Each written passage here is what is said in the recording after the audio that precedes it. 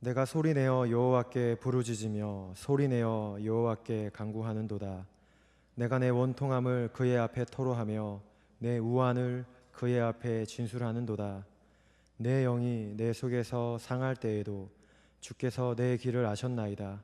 내가 가는 길에 그들이 나를 잡으려고 올무를 숨겼나이다. 오른쪽을 살펴보소서. 나를 아는 이도 없고 나의 피난처도 없고 내 영혼을 돌보는 이도 없나이다. 여호와여, 내가 주께 부르짖어 말하기를 주는 나의 피난처시요 살아있는 사람들의 땅에서 나의 분깃이시라 하였나이다. 나의 부르짖음을 들으소서. 나는 심히 비천하니이다. 나를 핍박하는 자들에게서 나를 건지소서. 그들은 나보다 강하니이다. 내 영혼을 옥에서 이끌어내사 주의 이름을 감사하게 하소서. 주께서 나에게 갚아 주시리니 의인들이 나를 두르리이다. 하나님을 스스로 떠나버린 인간은 임마누엘 하나님을 잃었기 때문에 결국 날마다 고독한 삶을 살기 시작했습니다. 그래서 오늘 세상 사람들은 모두가 다 고독하다 고독하다 외칩니다. 사람이 그렇게 많지만 나하고 마음이 통하는 사람이 영 없다, 말이 통하는 사람도 없다라고 하면서 내 사정은 아무도 모를 것이고 또 내가 마음을 털어놓을 사람은 단 한 명도 없다라고 그렇게 절망합니다. 어쩌다가 이 사람은 나를 좀 알아주는 것 같다, 그래서 내 마음속에 얘기를 털어놓았더니 남들한테 그 얘기를 다 해가지고 얼마나 부끄럽고 실망했는지 그 다음부터는 아예 입을 딱 닫고 이제는 사람을 믿지 않기로 한 사람도 있을 겁니다. 여러분, 세상에서 누가 우리를 도울 수 있을까요? 오늘 본문 말씀 4절 보면 오른쪽을 살펴보옵소서. 나를 아는 자도 없고 나의 피난처도 없고 내 영혼을 돌보는 이가 없나이다. 이게 세상 사람들의 공통적인 고백입니다. 그럼 정말 그럴까요? 우리에게 우리를 도우리가 전혀 없을까요? 그렇지가 않습니다. 저는 오늘 나를 도우시는 분들이 계시다는 것을 말씀드리겠습니다. 첫째는 하나님께서 우리를 돕고 계십니다. 성부 하나님, 성자 하나님께서 우리를 도우십니다. 147편을 보면 이 142편의 질문에 대한 답이 나옵니다. 147편 2절 말씀, 여호와께서 예루살렘을 세우시며 이스라엘의 흩어진 자를 모으시며 상심한 자를 고치시며 그들의 상처를 싸매시는도다. 그가 별들의 수효를 세시고 그것들을 다 이름대로 부르시는도다. 우리 주는 위대하시며 능력이 많으시며 그의 지혜가 무궁하시도다. 여호와께서 겸손한 자들은 붙드시고 악인들은 땅에 엎드러뜨리시는도다. 이렇게 말씀했습니다. 하나님은 흩어진 이스라엘을 모으시는 분이고 마음이 상한 자들을 싸매시는 분입니다. 별이 아무리 많다 할지라도 그 별들의 수를 다 이미 파악하신 분이고 그것들 하나하나에게 이름을 주어서 부르시는 분입니다. 그분이 하늘의 별들도 이름을 지어서 그 특성을 알고 이름을 알고 부르시는 그분이 하물며 하나님의 형상으로 지음받은 우리 인간, 예수를 믿어서 당신의 자녀의 이미 이름이 올라간 성도, 그를 모른 채 하시겠습니까? 모른다 하시겠습니까? 그분은 이렇게 우리 성도 하나하나를 알뜰하게 아시고 책임지고 돌보시는 분입니다. 그분은 겸손한 자들을 붙드시는 긍휼의 하나님이시지만 악인은 땅에 엎어버리는 심판주도 되십니다. 그래서 우리 심판주, 세상의 심판주가 나를 돌아보신다, 그분이 나를 책임지고 나를 돌봐주신다는 것, 이것이 우리에게 힘이요 위로가 되는 겁니다. 하나님께서 어떻게 우리를 돕기 시작하셨을까? 왜 도우실까? 하나님은 사람들이 욕심과 자기 사랑에 빠져서 하나님을 등지고 오직 자기가 원하는 죄의 길로만 가는 것을 보셨습니다. 그리고 점점 더 불행 속에 빠져가는 그 딱하고 절망적인 모습을 안타까워했습니다. 그리고는 불쌍했습니다.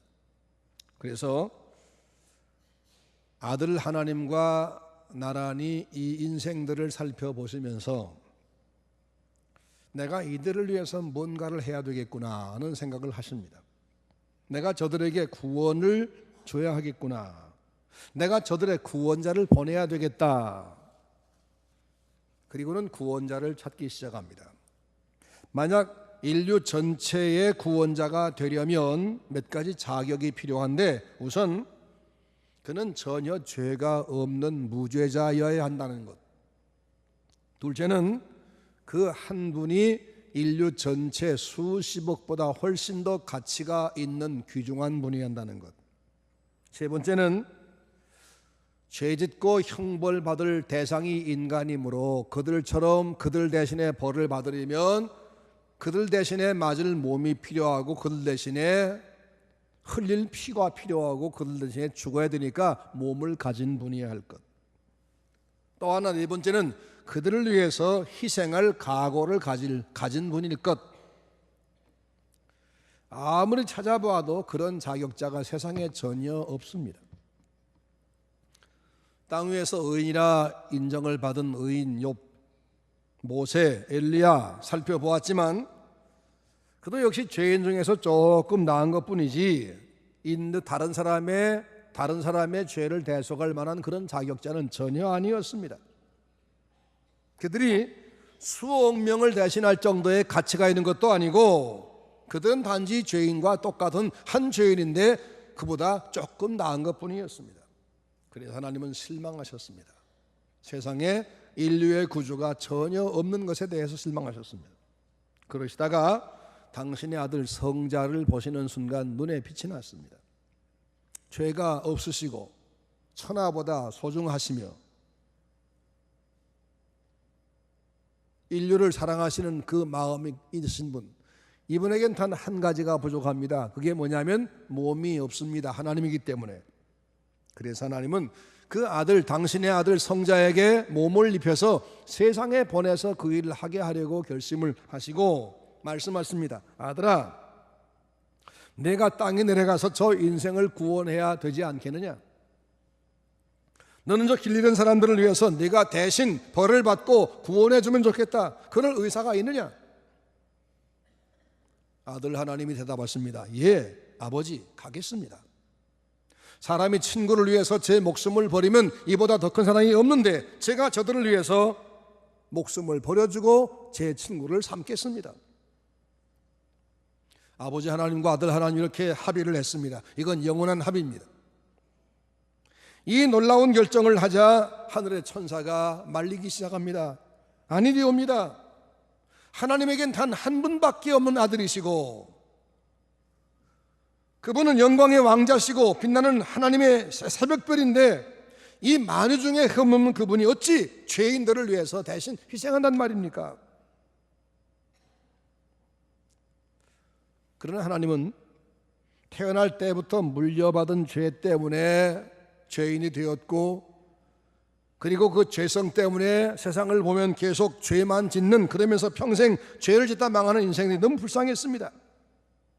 아들 하나님 보시기에도 그랬습니다. 그래서 아들 하나님이 인류를 대신해 죄짐을 짊어지고 매 맞고 피 흘리고 죽어줄 그 몸을 가지고 이 땅에 오신 겁니다. 그래서 그분이 이 땅에 왔을 때, 인간 됐을 때 그 이름이 예수입니다. 예수님이 세상에 인간으로 오신 목적은 대신 죽어주러 오신 겁니다. 근데 그분이 사람이 되어서 땅에 왔을 때 예수님은 가는 곳마다 잘못된 대접을 받았습니다. 하나님으로 대접받지 못하고 질투와 미움과 핍박과 조롱을 받았습니다. 사람들이 그를 알아보지 못했기 때문입니다. 예수님은 그들에게 진지하게 인자가 온 것은 섬김을 받으려 함이 아니고 너희들을 섬기러 왔다 오신 목적을 말씀했고, 내가 하나님에게서 왔고 하나님의 아들이고 너희를 살리러 왔다 말씀했지만 사람들은 그를 자칭 신이라 한다 하면서 참남하다, 건방지다, 이단자다, 그렇게 몰아서 잡아 채찍을 때리고 고문한 다음에 십자가에 처참하게 못 박아 죽였습니다. 하나님은 그 모습을 다 내려다 보셨습니다. 예수님이 채찍에 맞는 모습, 파편을 단 채찍에 맞아서 살점이 떨어져 나가는 모습, 피를 좔좔 흘리는 모습 다 보셨습니다. 우리는 월남전에서 아들이 전사했다는 통지를 받고 통곡하는 부모를 본 적이 있습니다. 하지만 그 부모들은 자기 아들이 어떻게 죽는지 현장을 보지 못했습니다. 자기 자식을 쏜 총이 무슨 총인지도 못 봤고, 자식의 그 찢긴 상처와 부러진 팔을 보지도 못했습니다. 흘러내린 피도 본 적이 없습니다. 다만 당신 아들이 어디 전투에서 전사했습니다, 전사 통지서를 받았고, 통곡하다가 얼마 후에 누구의 뼈인지도 모를 한 줌의 뼈를 받아가지고 그것을 묻으며 또 통곡했었습니다. 만약 그 부모가 자기 아들을 쏜 저 베토건과 그를 쏜 총을 보고 아들이 주는 그 현장을 보았더라면 기절했을 겁니다. 그런데 하나님은 자기의 그 소중한 아들이 무지막지한 죄인들에 의해서 끌려다니며 재판받고 조롱받는 그 광경을 고스란히 보셨습니다. 채찍에 맞아 처참하게 살이 찢기는 모습을 보시고, 못 박혀 피가 톡 솟구치는 모습을 보시고, 자랑무도한 사람이 큰 창으로 옆구리 찌르는 것을 보셨고, 나의 하나님 나의 하나님 어찌하여 나를 버리시나이까, 어찌하여 나를 버리시나이까 하시는 주님의 절규도 들으셨습니다. 그 모습을 생생히 다 지켜보신 주님이 이렇게 말씀합니다. 하나님께서 내 아들의 피를 내가 결코 헛되지 않게 하마, 내 피값을 내가 소중히 여겨주마, 내 피를 믿는 사람을 내가 다 용서하고 내 자식을 삼아주마, 그리고 그를 내가 영원히 책임지마. 이게 바로 예수 그리스도의 희생을 보신 하나님 아버지의 영원한 결심이요 아들과 하신 약속입니다. 그래서 그날 이후로 하나님은 당신이 보내신 아들, 당신이 보내서 죄인 대신에 죽은 예수를 믿는 사람들을, 그가 아무리 흉악한 죄인이라도 그 죄를 용서하고, 그가 지금도 죄인임에도 불구하고 의인이라고 이름을 주시고, 그가 회개한 즉시로 죄를 없애주시고, 그 아들의 공로를 생각해서 당신 아들로 삼아주시고 천국을 상속해 하는 겁니다. 그리고 그분이 우리에게 약속합니다. 두려워 말라, 내가 너와 함께 함이라. 놀라지 말라, 나는 네 하나님이야. 내가 너를 굳세게 하마, 내가 참으로 너를 도와주마, 내 의로운 오른손으로 너를 붙들어주마. 네 죄가 많다고? 오라, 우리가 변론해보자. 네 죄가 주홍 같아도 흰눈같이 할 것이고, 네 죄가 주홍 같아도 양털같이 만들어주마. 예수 그리스도의 피공로에 근거해서 하신 약속입니다. 그리고 아들 하나님도 말씀합니다. 수고하고 무거운 짐진 사람들은 예외 없이 다 내게 와라. 내가 차별 않는다. 내가 너를 쉬게 하겠다. 두세 사람이 내 이름으로 모이면 내가 항상 거기 함께 있어주마. 나는 부활이요 생명이다. 그러기에 내 살을 먹고 내 피를 먹듯이 나를 믿는 사람은 내가 그 안에 있으며 내가 그를 마지막 날에 살려주겠다. 내가 너희를 위해서 거처를 준비하러 가고 있는데, 가서 준비한 다음에 내가 다시 와서 내가 너희를 영접하여 내가 만든 거처에 거기서 내가 너희와 영원히 함께 살아주마. 두고 봐라, 내가 세상 끝날까지 항상 함께 있어주리라. 이 성부 하나님과 성자 하나님의 보호가 지금 우리 믿는 자에게 함께 있음을 믿으시기 바랍니다. 그러기에 우린 결코 혼자가 아닙니다. 외롭지가 않습니다. 우린 고아가 아닙니다. 이런 사랑을 체험한 성도가 한 말이, 하나님은 우리의 피난처요 힘이시니 환난 중에 만날 큰 도움이시라. 그러므로 땅이 변하든지 산이 흔들리고 바다가 흉흉하고 뛰놀든지 우린 두려워하지 않는다. 여러분, 이 하나님이 여러분 도우십니다. 여러분을 책임집니다. 믿으시기 바랍니다. 담대하시기 바랍니다. 두 번째로 성령께서 여러분을 돌보십니다. 성령님은 예수님이 가시면서 내가 가면 보혜사 성령을 보내주겠다 약속하신, 그래서 하나님 아버지와 아들 하나님이 함께 보내신 분입니다. 그분은 하나님으로 파송받아 우리 성도들 믿는 사람에게 오신 분입니다. 그래서 우리 안에 오시면 너희가 내 안에 내가 너희 안에라고 너와 내가 구분 없게 하나가 되겠다고 예수님 말씀했던 그게 이루어집니다. 성령이 우리 안에 오십니다. 그래서 내 안에 계시며 나를 너무 잘 아시며 내 형편하시며 거기에 맞는 도움이 뭔지를 가장 잘 아시는 맞춤 도움자가 성령이십니다. 성령은 우리 안에 계시면서 하나님을 더 잘 알도록 도우시고 바로 믿게 하시고 의롭게 지혜롭게 강하게 충성되게 우리를 이끌어 갔습니다.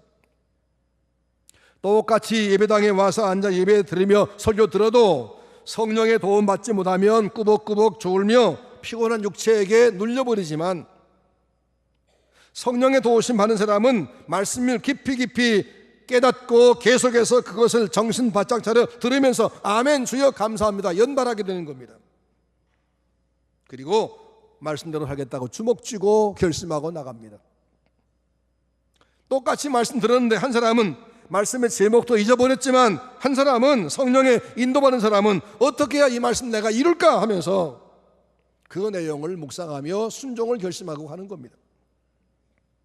똑같이 예수를 믿고 사는데 한 사람은 억울한 일 당하면 참지를 못하고 북북 화를 내면서 자기 성질대로 하다가 일을 망치지만, 성령의 도우심 받는 사람은 하나님이 나를 도우시는데 내가 뭘 걱정해, 잘못 될 리가 없어, 나는 참고 기다리면 돼 하면서 기도합니다. 참을 수 있는, 기다릴 수 있는 저력이 생겼기 때문입니다. 그러는 동안에 성령께서 분위기를, 사태를 역전되게 해서 문제가 도리어 내게 유익하게 만드십니다. 모든 것이 합력하여 유익을 이루십니다. 이것이 바로 성령이 도우시는 한 예입니다. 그거 말고도 수많은 분야에서 성령은 나를 일일이 도우시는 것을 믿으시기 바랍니다. 그러기에 우리가 예수를 잘 믿으려면 성령 충만을 받아야 됩니다. 이 성령을 모시려면 뭐 구슬나고 돈을 내고 뭐 백을 쓰고 그래야 모셔와야 되는 게 아닙니다. 그분이 바빠서 차리를 기다렸다가 모시는 것도 아닙니다. 우리가 부르고 청하는 즉시에 주님이 오시는데, 그분을 모시고 나면 이제는 내 수단 방법을 저 뒤에 놔두고 성령의 이끄시는 대로 따라갈 결심을 하면 되는 겁니다. 성령님 도우심 받아서 신앙생활 잘하는 성숙한 신앙생활 하시는 서문 성도가 되시기를 주의 이름으로 축원합니다. 세 번째는 교회가 나를 돕습니다. 따라해 보겠습니다. 우리 교회가 나를 도와준다. 초대교회 교부 중에 키프리안이라는 분이 하는 말이, 교회를 어머니로 모시지 않은 사람은 하나님을 아버지로 모실 수 없다, 그렇게 말했어요. 그러니까 교회는 어머니 역할을 하는 곳이다, 그 말이죠. 하나님은 예수의 피 공로를 믿는 사람들을 모아서 교회를 만들어 주었어요. 믿는 사람들의 모임이 교회입니다. 교회의 기초는 그러니까 자금이 아닙니다. 인재가 아닙니다. 예수를 하나님의 아들 나의 구주로 믿는 믿음이 바로 교회의 기초입니다. 이 교회를 구원의 방주라 말하기도 하고 진리의 기둥과 터라 하고도 하고 하나님의 집이라 하고도 합니다. 이 교회는 사실은 예수님을 머리로 하고 전 세계에 믿는 사람이 다 하나이기 때문에 전 세계가 사실은 한 교회입니다. 하지만 동네마다 사람들이 쉽게 하나님 앞에 예배하게 하려고 동네마다 주님의 지체인 지교회를 세웠습니다. 땅에 있는 지교회의 사명은 거기에 맞는 조직과 제도를 가지고 있습니다. 이 교회는 단지 자기들끼리만 친교하는 예배만 하는 이게 전부가 아니라 그 교회에 속한 성도를 보살피고 그 주변의 영혼들을 보살피는 역할을 위해서 교회가 이 땅에 있는 겁니다.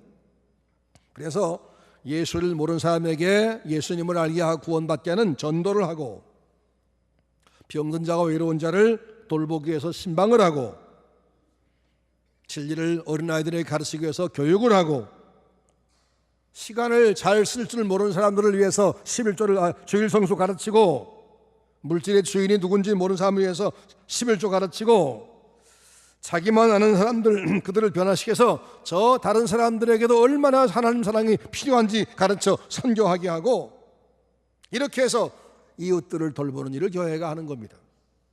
이 교회는 주님께서 해야 될 일을 대행하고 있는 주님의 손이요 발인 겁니다. 교회는 건물이 아닙니다. 교회는 이 건물이 아닙니다. 건물은 이건 서문교회 예배당이고, 서문교회는 여러분입니다. 이 예배당을 거점으로 삼아서 시간마다 모여서 하나님을 섬기며 서로 교제하고 돕는 이 기구가 바로 교회입니다. 그러기에 교회는 한편 사람들의 모임이기 때문에 사람 냄새가 나기 마련입니다. 사람 냄새가 난다는 말은 뭐냐면 시끄럽기도 하고 문제가 생기기도 한다 그 말입니다. 하지만 그 사람들 생각이나 그들 계획 때문에 교회가 움직여지는 거 아닙니다. 하나님이 교회를 움직여 갔습니다. 그러기에 문제가 생겨도 꼭 참고 하나님 바라보고 기도하면 그 문제는 풀어져 갑니다만은, 그렇게 않고 이걸 내가 좀 어떻게 해야 돼? 그러면 문제가 커져서 빗나가게 되는 겁니다.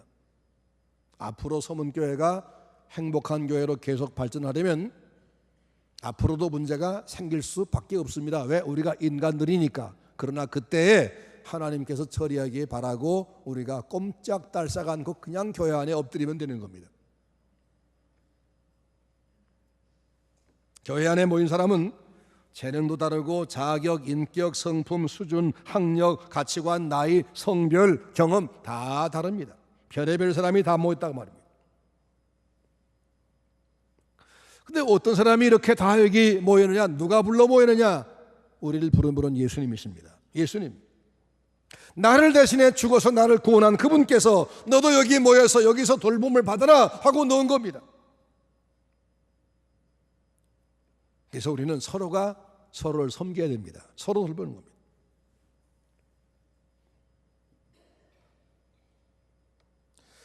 우리의 치안을 돌봐주는 것은 불완전하긴 하지만 경찰서가 있습니다. 검찰이 있습니다. 우리 생활을 돌봐주는 것은 동사무소가 있고 구청이 있습니다. 우리 자녀의 공부는 학교와 학원들이 돌봐줍니다. 우리 건강한 병원들을 돌봐줍니다. 그런데 우리 영혼은 누가 돌봐주느냐? 이게 바로 교회입니다. 내가 약할 때는 누군가 나를 부축해줘야 되고, 동시에 그렇게 남들이 약할 때 내가 그를 돌봐줘야 됩니다. 그렇게 서로 우리를 도와주는데, 그때는 우리가 내 개인 자격으로 하는 것이 아니라 교회에서는 주님의 몸으로서 성도를 돌봐주는 겁니다. 교회가 그 돌보는 일을 제대로 하려면 그 일을 할 직원들을 잘 세워야 합니다. 그리고 직분을 맡으면 난 이게 명예직이 아니고 이게 내가 얻은 힘이 아니라 나는 하나님 앞에서 다른 성도를 섬기라고 이 귀한 직분을 맡았다라고 생각이 됩니다. 공무원을 영어로 퍼블릭 서번트라고 부릅니다. 공공의 종, 공공의 종, 그런 말입니다. 교회, 장로, 집사, 권사 모두가 성도를 섬기는 공공의 종입니다. 우리는 항상 강하지 않습니다. 언제는 또 약해집니다. 우리는 항상 바르지 않습니다. 언제는 오류가 생깁니다. 그때 내가 약해질 때, 내가 잘못 갈 때 나를 붙들어주기 위해서 교회 직분자가 필요한 겁니다. 당회가 필요하고 권사가 필요하고 집사가 필요한 겁니다.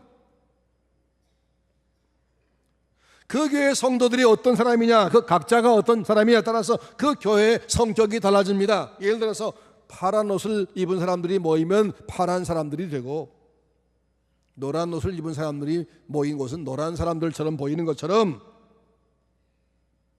남에 대해서 무관심한 사람, 자기만 주장하는 그런 교회는 절대 남을 섬길 수가 없고 그 교회는 파괴됩니다. 그러나 남의 어려움에 관심이 있고 그걸 섬기기 위해서 직제가 다 동원되는 교회는 그건 주님의 몸된 교회가 맞습니다. 구슬이 서말리어도 꿰어야 보배가 된다는 말이 있습니다. 성도가 10,000명 이상 모일지라도 그 교회가 제대로 조직되지 못하고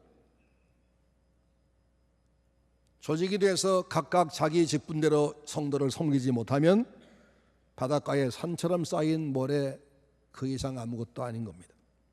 그러나 성도가 단 100명밖에 모이지 않을지라도 조직이 잘 되고 각각 은사 따라 서로 섬기기 시작하면 그 교회는 10,000명 교회가 할 수 없는 큰일을 할 수 있습니다.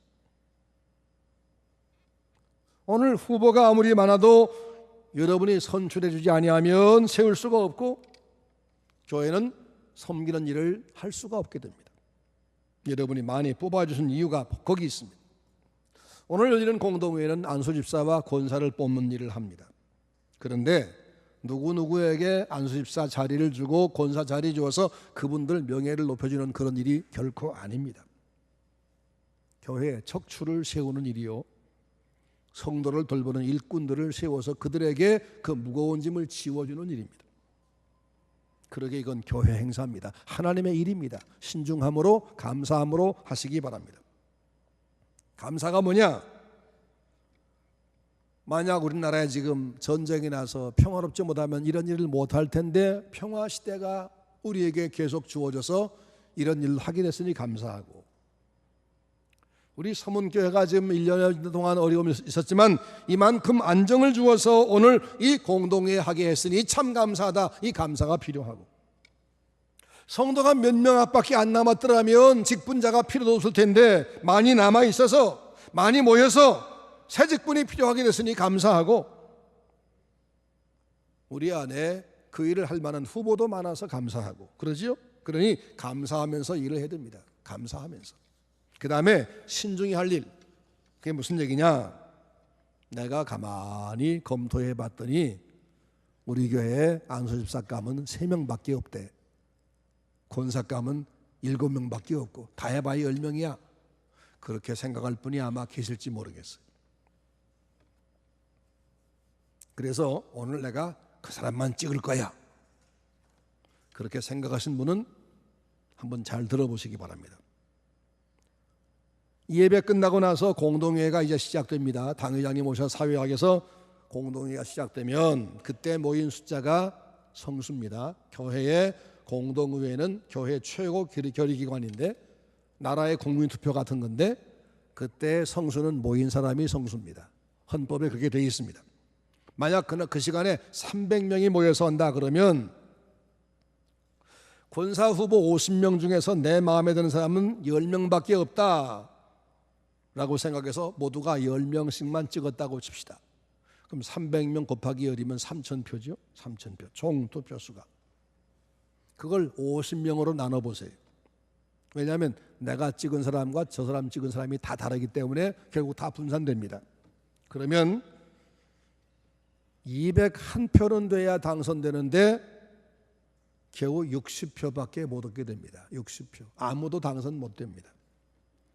그래서 지난번 여러 번 공동회의 했을 때마다 1명, 2명 되고 말았던 겁니다. 수학적 원리가 그렇습니다. 그러니 50명 후보를 세워서 우리가 좀 많이 뽑읍시다 그러면 최소한 여러분은 40명은 찍어주어야 25명, 30명이 되는 겁니다. 장로, 집사 후보 25명 뽑자 그럼 여러분 최소한 20명은 찍어줘야 15명쯤 나올 수 있는 겁니다. 이 말이 무슨 얘기냐? 내가 생각한 그 사람만 생각하지 말고 둘 더 생각하자. 둘이 뭐예요? 하나는 교회 형편. 지금 교회가 여기저기 섬길 사람이 필요한 구멍이 숭 뚫려 있는데 직분자를 세워야 된다. 제발 권사님 50명은 좀 뽑아주십시오. 장어치 집사 다 25명 뽑아주십시오. 그럼 그렇구나, 교회 일꾼 필요하구나, 그럼 많이 찍어야겠네. 이 교회 형편 생각하는 것과 그 다음에는 다른 사람의 의견도 생각하십시오. 이 2부 예배 끝난 다음에 공동회의를 시작하고 나서 첫 번째 할 투표가 뭐냐면 예선 투표입니다. 그래서 여러분이 가져가신 후보 명단을 보시고 여러분 마음에 그래도 이분이 괜찮다는 분을 25명, 50명을 쭉 표를 찍는 겁니다. 그러면 이제는 개표할 때 그분들을 정리해 가지고 누가 제일 많이 지지를 받고 그다음 누군가, 그래서 안수집사 후보는 25명으로 정리할 겁니다. 권사 후보는 50명으로. 그게 여러분이 찍어준 순서입니다. 그 50명, 25명이 2차 투표의 후보가 되는 겁니다. 그럼 그분이 나는 그분을 찍지 않았지만 다른 분들이 지지했기 때문에 거기까지 온 겁니다. 그러니까 이분들, 나는 이분이 잘 몰라서 아닌 것 같았는데 다른 분 모두가 이분 이렇게 귀하게 생각하니까 그런가 보네 하고는 남의 판단을 중시하자 그 말이에요. 그게 바로 신중할 것입니다. 감사하고 신중하게 하자. 그러면 우리 교회에 필요한 일꾼들을 채울 수 있을 겁니다. 꼭 그렇게 해주시기를 당부합니다. 서문교회 성도는 목사 한 사람이 얼마나 교회에 큰 영향을 미치는지를 뼈저리게 체험하셨습니다. 그렇죠? 그러기에 훌륭한 목사님이 오셔야 우리 교회가 행복한 교회, 주님의 몸 노릇을 제대로 한 교회가 될 수 있습니다. 그래서 최고의 목사님을 보내어달라고 기도를 열심히 하셔야 됩니다. 끊임없이 기도, 계속적으로 광고 지금 하고 있습니다. 그러나 목사님 혼자서 다 할 수는 없습니다. 큰 집을 짓는 데는 대들보 하나만 얹으면 되는 게 아닙니다. 수많은 기둥을 세우고 수많은 벽들을 칸을 막고 그 다음에 그 벽돌을 채우고 해야 됩니다.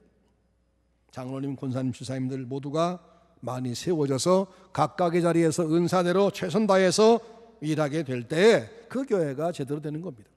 오늘 직원을 많이 뽑아 주셔야 됩니다. 이제 말씀했습니다. 여러분 외로우셨습니까? 나를 도울 자가 아무도 없다. 내 곁에도 없다. 내 곁에도 없다. 내 오른편에 없다. 그 말은 내 가족도 나를 돕지 않고 내 가족도 내가 마음이 안 통한다, 그런 얘기입니다. 하지만 하나님 아버지가 계십니다. 그 아들 우리 주 예수님이 계십니다. 성령이 계십니다. 그리고 주의 몸된 교회가 있습니다. 우리를 사랑하신 하나님과 그 아들 예수님의 사랑을 믿으시기를 바랍니다. 그리고 교회를 더 사랑하시고 다른 성도를 섬기는 일을 열심히 하겠다고 다짐하시기 바랍니다. 그리고 하나님을 섬기기 위해서 뽑히고 세움받은 분들을 존중하고 협력하시기 바랍니다. 그렇게 할 때 하나님의 사랑과 교회의 보호를 우리 모두가 항상 누릴 수 있습니다. 그리고 우리가 행복한 신앙생활을 할 수 있습니다.